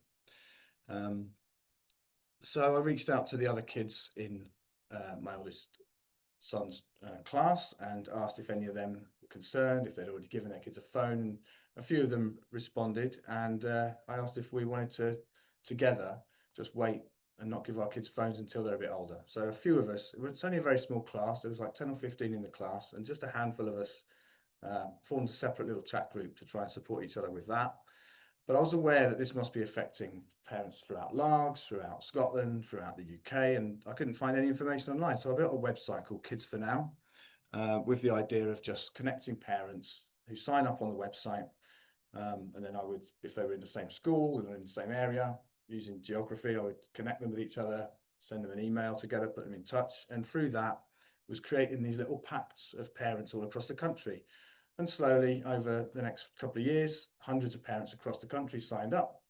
But but I really knew this thing needed to take off and really go big. I mean, it really seemed to me like a big issue, and I was trying my best, but I realised soon that I couldn't make this happen on my own. I wasn't able to make it spread as far as I thought it should, and I was relying on all those parents who had signed up to do that. And eventually, at the beginning of 2024, 2 of those parents put something on Instagram, and overnight it went crazy. Thousands and thousands of parents signed up. I heard about it on the news, and that was the birth of smartphone-free childhood, which we've heard about. And before I knew it, I was being interviewed myself, and it was in all the papers and everything.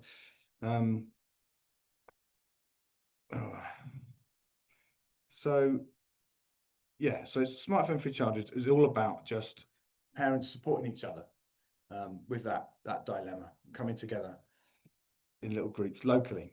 So tonight's event, I wanted to share information about the risks and the reasons behind that, and to give some tips. So with this presentation I'm going to do now, I'm just going to focus on the solutions for us as parents, but also how schools can play a role, and local community leaders, councils and things like that too.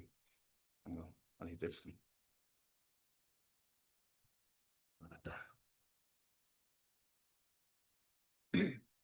Okay, so here's a quote from the Children's Commissioner for England, Rachel D'Souza, who says she thinks we'll look back in 20 years and be horrified at what our children have been exposed to. And this really struck me, so put it up there. And she was talking about some of the statistics that she'd seen through her work of the harms that were coming to children, particularly around sexual abuse online and grooming and things like that. How have we got into this situation? So all of us adults, when we grew up, we either didn't have phones, or if we did, they looked like that, a basic phone, and all it did was make phone calls and texts.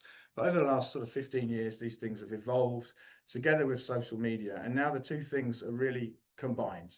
They've evolved together. Social media is designed to work on phones, and phones are designed for using social media. And it's crept up on us, and parenting hasn't really figured out how to deal with this. This is what we're talking about, is how we deal with this new technology.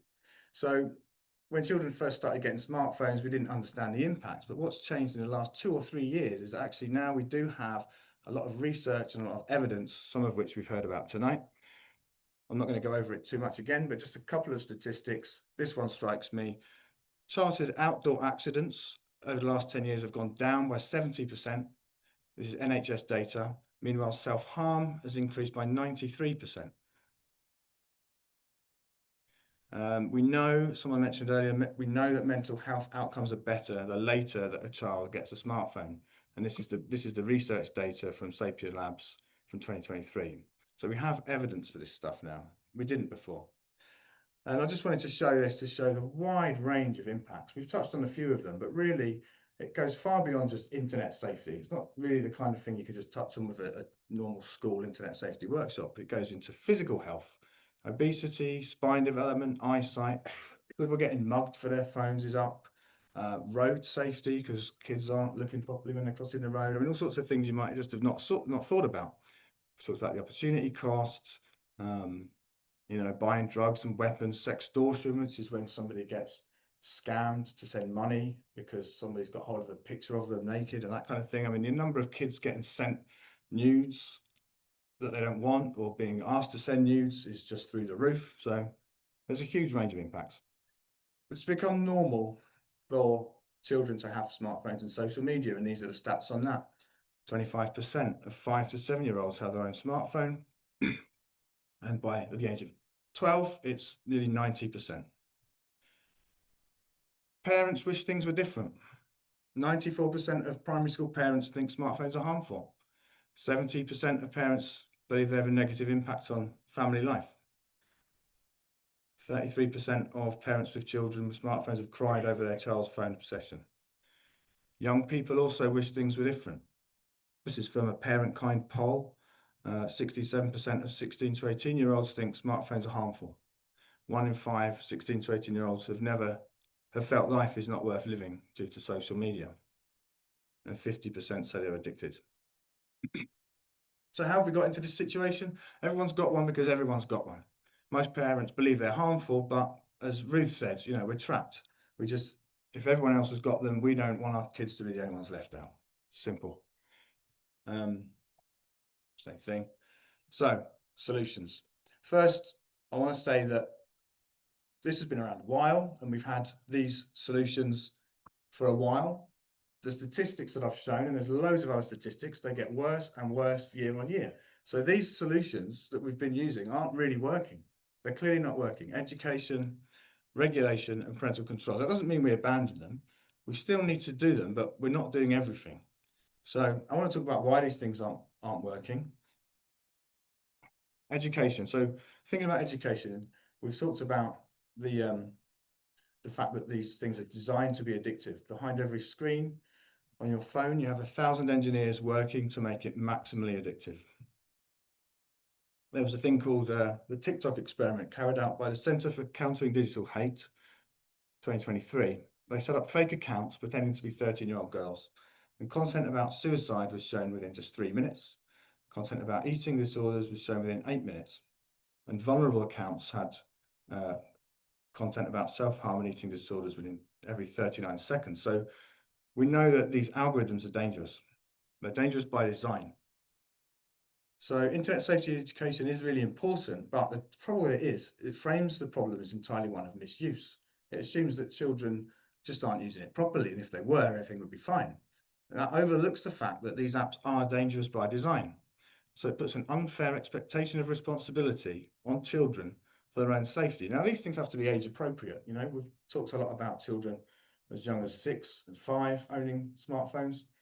When we're talking about teenagers who are 16, 17, you know, we've got to have a different approach. Sorry, I really need a drink of water. Okay, so regulation. Again, it's important.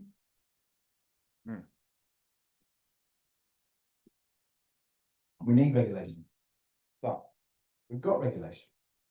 We have an age limit on apps, 13, but it's widely ignored. Will regulation make enough of a difference? And when, if so, right? We've been talking about the Online Safety Act for years. People and companies might always find ways around it, and can it ever keep up with the rate of advancing technology?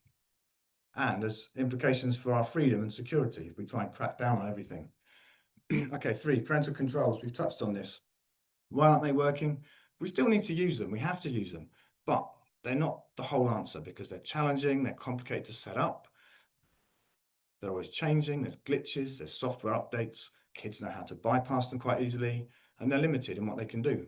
They lead to arguments over screen time and more apps, and they can't protect children from each other's devices. So there's loads of limitations, but we still have to use them.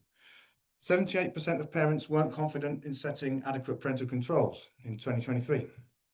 58% of teens say they've never had parental controls on their phone. 47% of teens have bypassed them. This is data for Largs. I did a survey in 2024. Didn't obviously get all the parents in Largs, but we had over 100 responses from different schools. The graph at the bottom there shows the different years that were surveyed.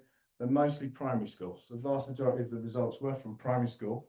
So for the whole survey, we can see 16% had phones with unrestricted access, no parental controls. In academy, all the responses showed 91% had no parental controls on their phones. So what else can we do? Well, we've talked about it already, haven't we? Parents working together. And I have to emphasize, we're all doing the best for our kids. So there's no judgment of parenting here. Everybody wants what's best for their kids, and everybody's got different ways of doing things, okay? Of course, but we all have to try our best. And so the top tips are, if you haven't given your kid a phone already, if you can, consider delaying just as long as possible. The longer the better. But if they've already got a smartphone, then there's ways you can focus on healthy balances and staying safe. So for younger kids, you know, they'll tell you everyone else in the class has a phone, but just try and delay as long as possible. And the key thing is to talk to other parents, and you'll find out they haven't all got phones. And you can then, when you talk to each other, you can start taking action together. And importantly, you've got to model good habits as parents and just watch how we're using our phone, because kids pick up on that. Basic phones are available. I think there's a general lack of awareness that these things are out there. You can get a SIM card with just no data, just calls and texts. You can get an old Nokia. So our son has a not an old Nokia, it's a new Nokia, but it's like an old phone. It just does calls and texts. It's a Nokia 105. There's other models like these, the Pinwheel or the Balance phone. They look like a smartphone, but they're totally restricted. There's also smart watches. So the key thing is, if your child has a phone, talk to them about it, talk to them about what they're doing online, understand how they feel, what they're doing, what they're seeing, have a good relationship with them. Talk to other parents too, so that you know what their kids are doing and how that might be affecting, how your kids might be affecting each other, and just conversations, everybody working together. Create screen-free spaces in your house or screen-free times. So, you know, try and avoid using phones at meal times, try and avoid having devices in bedrooms, that kind of thing. Use parental controls and filters, as I've mentioned, absolutely essential. Even though it's very challenging, doesn't always work, have to try. Encourage alternative activities, seems obvious, and you can change your mind. If you've already given them a phone, if things get really bad, you can change your mind and take it back. Even if they have a phone, you can still delay certain apps. You can block app downloads and you can delay social media use. You can reduce distractions by covering up the phone using a cover. You can install apps that kind of automatically reduce the distractions, and you can set screen time limits and apps. There's parental control software, there's free ones, there's expensive ones. We use Custodio at home, it's quite comprehensive. You have to keep on top of it all the time. But so there's a stepwise progression. First thing, delay when they first get a phone, consider giving them a basic phone first. And then from 14 onwards, you might give them a smartphone, but with restrictions. And from 16, try letting them have social media. These are suggestions, of course, you know, it's not prescriptive, but you can change it and you can move up and down. And you just give more responsibility and more freedom as they grow. So we have the power as parents to do this, and we have more power when we do this together, when we work together and talk to each other, but we're not telling everybody what to do or that they have to join us or anything. Like, we respect every parent's right to choose, and you only need about a quarter of parents in a class or 25%, you know, within the community to delay together to really make a difference, to break that peer pressure. But the more people decide to do it, the easier it becomes. So I want to go on to how schools can help. The vision of smartphone-free childhood is parents supporting each other, supported by schools. It really makes a difference when schools are on board. Where we see real success and really big numbers of parents delaying together is where schools have helped. Schools can show leadership in setting social standards and norms, and can provide information and guidance about the risks and the solutions. They can remind parents of the legal age of social media apps and support parents in the Parent Pact. Encourage the use of basic phones instead of smartphones through school policies. Implement smartphone-free schools where smartphones just aren't allowed to be brought into a school at all. And they can join the smartphone-free schools network. So smartphone-free schools are schools where smartphones are just not allowed to be brought in at all. Particularly, this is usually primary schools, and for secondary schools, because this is quite new, secondary schools can introduce it from S1, so that new intake at S1 will never bring a smartphone to school, while older years at that in between can keep them stored or keep them out of sight. And schools can also issue parental guidance, advising parents to delay smartphones until at least 14. Smartphone-free secondary schools are twice as likely to be rated outstanding by Ofsted. And the Ormiston Academies Trust down in England has 45 schools and it's gone smartphone free. It says learning, behaviour and well-being are our top priorities at Ormiston. Smartphones are detrimental to all of these. I'm going to skip through some of these slides. This just shows what other areas are doing. In Scotland, we have more than 12 smartphone-free schools. Moray Council has a smartphone-free policy across the whole of Moray. So that's 46 smartphone-free primary schools, 8 secondary schools where they have to be kept off and away. In England, there's over 829 smartphone-free schools and 10 local authorities that openly support smartphone-free childhood. I'll show you what that kind of support looks like and what is possible and what really helps. So, for example, here in St Albans, a letter was sent from a consortium of all the primary schools to all the parents, saying that children's phones do not need to have access to the internet to keep them safe, i.e. they can use a basic phone with no internet. And they encourage all parents to delay giving children a smartphone until they reach 14. And a similar thing in Enfield, encouraging parents to delay. So schools can take a view on this, and it really makes a difference, and positive results have been reported. Those teachers have said they've seen much better behaviour and kids interacting in a noisy playground. In Scotland, these decisions are left up to head teachers. The government emphasises head teachers' professional autonomy. I personally believe that the government should take a position on this and give stronger guidance. But the fact is, there's nothing stopping schools in Scotland from taking a position, issuing guidance to parents, or going smartphone free. So I'm going to stop there. Just want to say what Smartphone Free Childhood is about parents supporting each other, ideally supported by schools.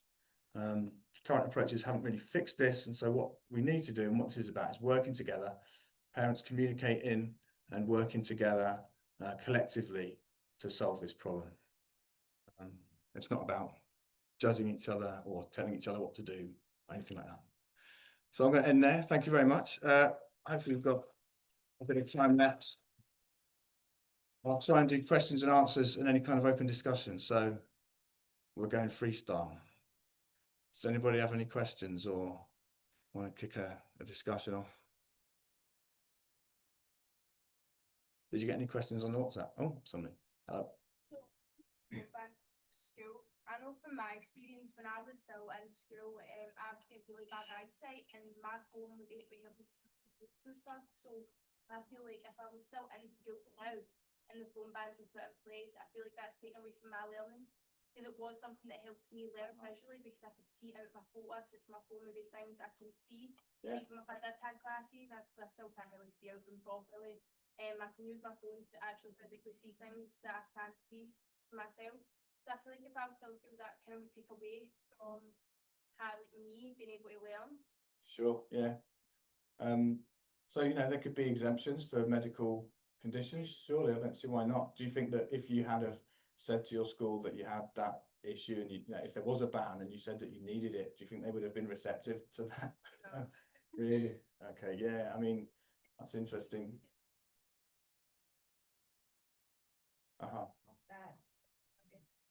Said that he consulted with mostly young people in school, like our head teacher. Will do this as an example. I'll give you a microphone. And he said no. Just because it's going out on, have we got any people on Zoom?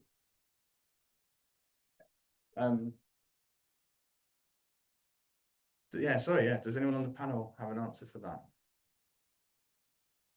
Any of the schools that have introduced, sorry, in any of the schools that have introduced smartphone bans, it's very normal for there to be a medical exemption for that. So obviously, children maybe with diabetes and these kind of things, and you know, Steph would know more about that than me, but I believe with any of those things where there's a genuine medical need to have these devices, and they are going to be beneficial to you either from a health perspective or an education perspective, then there obviously is an exemption there. But I think that has to be traded off with the very clear evidence that Julie was providing there around the level of distraction that everybody having a phone has. And obviously as a teacher, I can imagine if you've got a class full of 30 kids and they all have phones, it's very, very difficult. Whereas if you've got one or two who have a medical exemption and a right to use that phone, that makes it much, much easier. You don't have to try and monitor 30 phones and the potential misuse of those. I taught many people between, 2005 and maybe 2015, before phones were really part of school, who were visually impaired in a range of, different severities, and there were obviously different workarounds then. I wonder if your smartphone helped you to access and see, but I don't know if it necessarily helped you to learn. It probably helped you to engage with the resources. I think probably if you were in school now, it might be a laptop or a tablet or different. We would find a workaround, but probably the screen, your phone, isn't actually potentially the best device in some ways. There are other technologies that perhaps we could look at to help you engage with the materials appropriately, as we've done for so many years before smartphones were in the classroom. But absolutely take your point. Obviously, you needed it to help you see, but there are probably different things that we could look at that would have supported your engagement. Thank you. I wanted to make a point about consultation. You mentioned that these things have to be done in consultation with young people, and that's absolutely right. And I think they always are. No? Okay. Tell me about Garnet Valley. What There's happened? a school ban happening in Garnet Academy, and there's been no consultation with the pupils. Right, okay. It's a relative issue. They just say there is going to be a full ban, and that was it when the ban. So of course, it's not happened, but it was that whole, oh my goodness, we're just flying into the way it's been done. It's just flung at the young people, so they've no chance to digest it and find the reason why information like this hasn't been imparted in them yet. So they've not got a full understanding. They're just like, oh my god, the phone's getting taken away.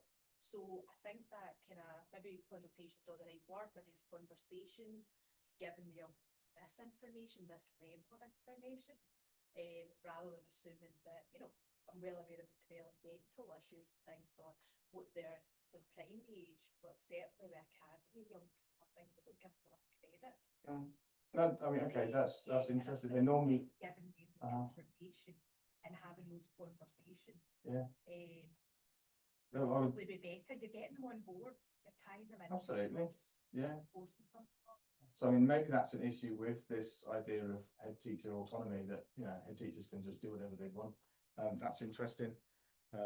Usually these things are done in consultation, certainly at the local authority level. At the moment, there's a number of local authorities across Scotland doing consultations on this. North Ayrshire is one of them. But yeah, individual head teachers, I suppose, can theoretically do whatever they want. I wasn't aware of that. I haven't heard of that. But no, absolutely, they should do these things in consultation. How you make that happen, if they're not, I don't know. Yeah. These are the guns Right. Yeah. So I want to use a microphone because there's a few people on Zoom that might put me right off. So, any other questions?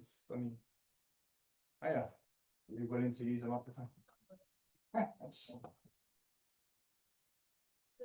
What do we know about what North Ayrshire Council are likely to do on this? Because they've obviously been consulting, but I mean, is there a process from here?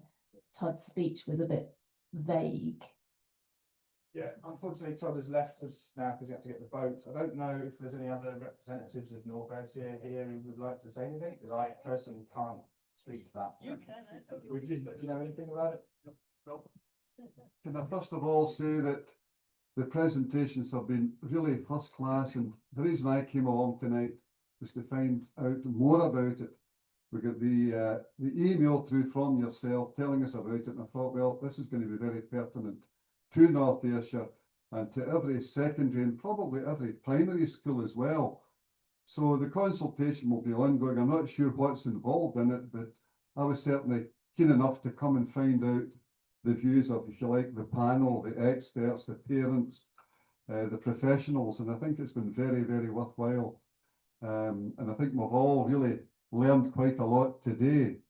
So what will happen in the future, I don't really know, but I know it's very much going to be on the agenda, because when you hear about some of the things that children are seeing on the internet, that really is very, very, very worrying, and the impact on them.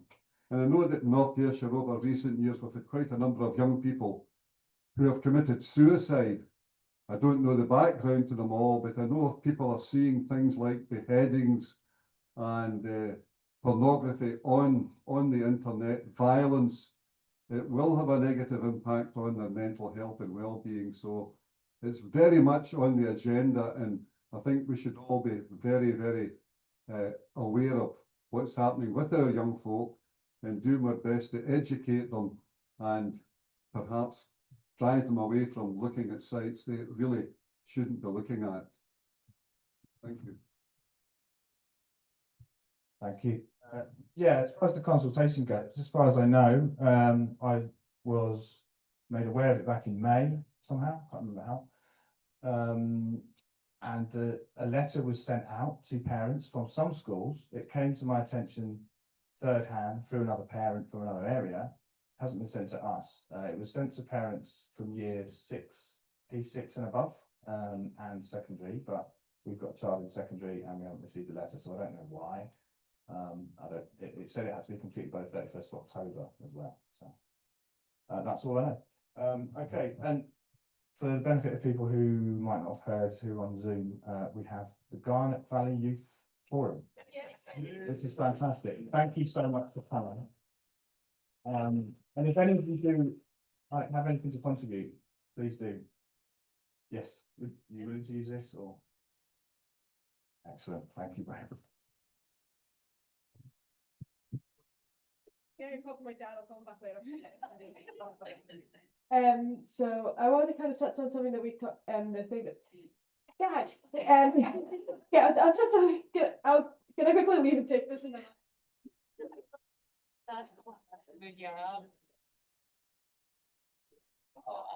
That, there's something in my head listening throughout this, and it was one of the things you were saying about you're involved in the industry that does this, and algorithms and things like that.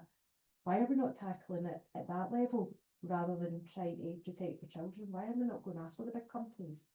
Why are we not getting it at the root cause rather than, it's like everything else, you know, things like recycling and that, we go to the end user. Why not target the companies as well? What's being done to kind of regulate that, or why are the government not kind of homing in on that rather than putting it back on the parents? I think that is a fantastic question.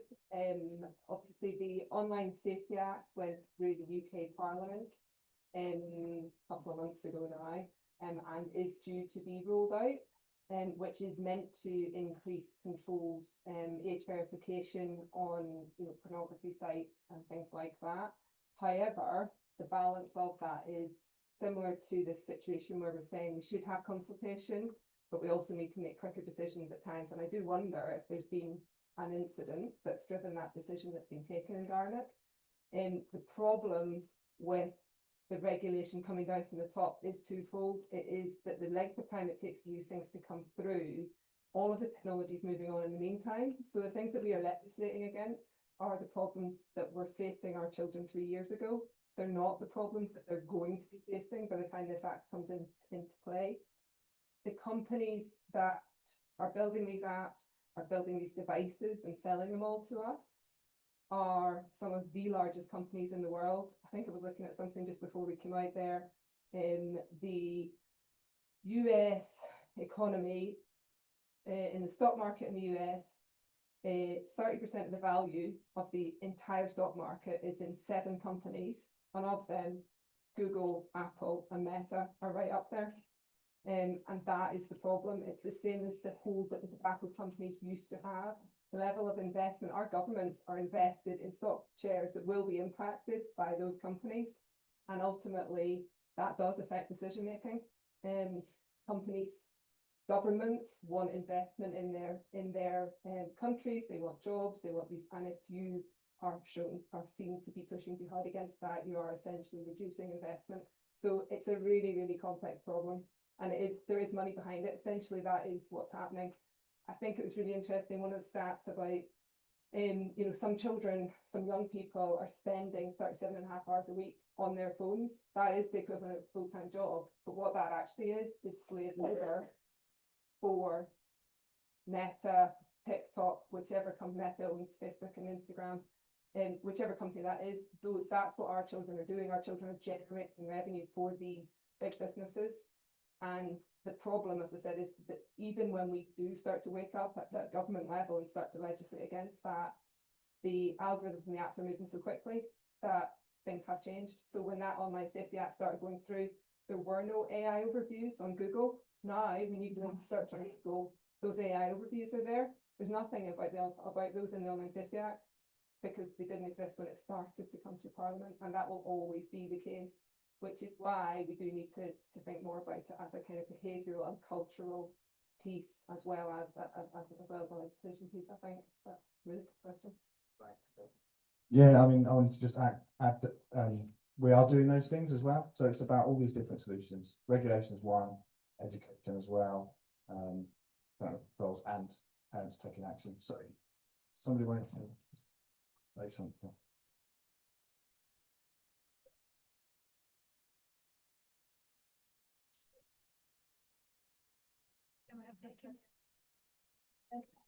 So the thing I was going to say, look, I have to say this really quickly. It's touching on like health kind of things again. We've been we were kind of confirmed before the summer holidays that people that had like physical health problems were going to be able to get like people with diabetes were going to be able to have their phones, but people that had mental health things were being more dismissed. Like I have autism and I rely on my phone and music to help me calm down when I'm overstimulated or understimulated. And they have not came up with any form of solution to the point where I've had to take action and spend some of my parents' money getting a new device that isn't a phone just so that I can have the accommodations I need. And other people are having to talk to like 7 different people about their own mental health issues before they can get to the office to contact like their parents. And we have like no way of like getting our phones to be able to do things like those. Thank you. Is anyone able to speak to that? Stephanie, Pat?